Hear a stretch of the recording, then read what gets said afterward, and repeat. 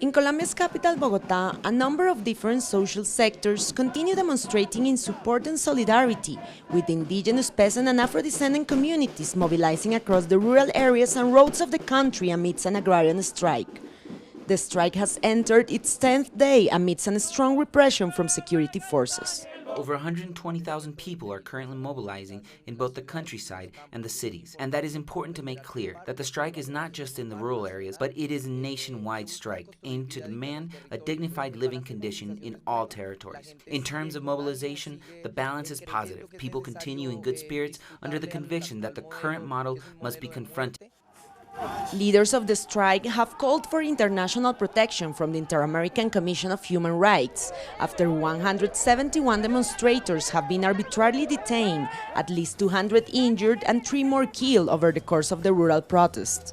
Several sectors have criticized that while the government speaks about peace, on the other hand it declares war to the social movements.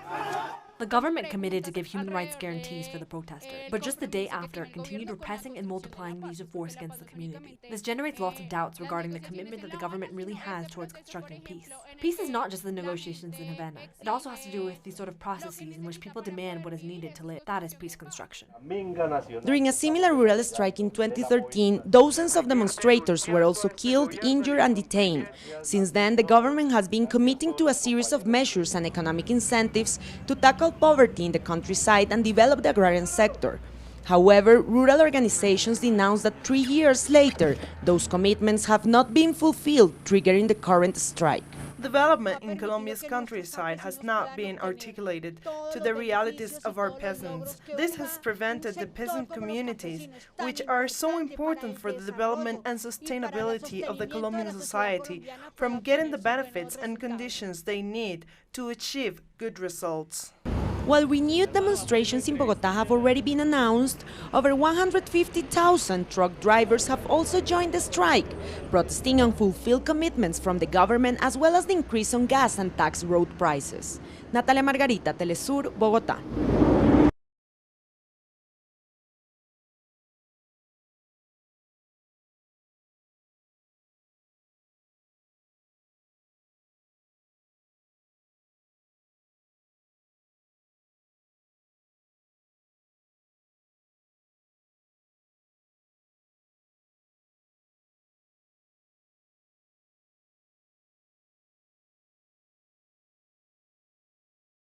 These 12 factory workers have been on hunger strike for the past 17 days.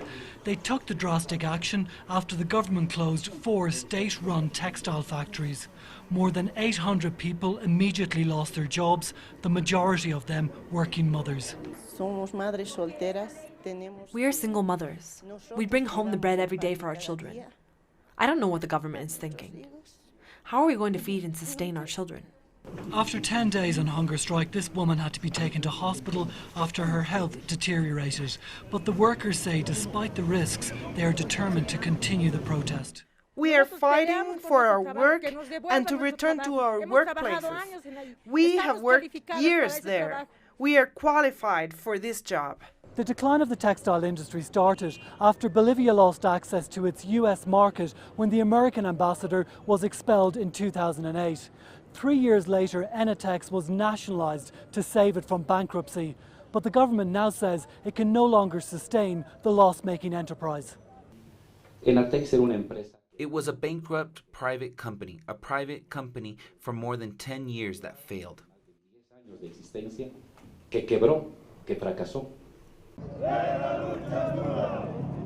The former employees of Enatex have vowed to continue protesting until the state finds them alternative employment.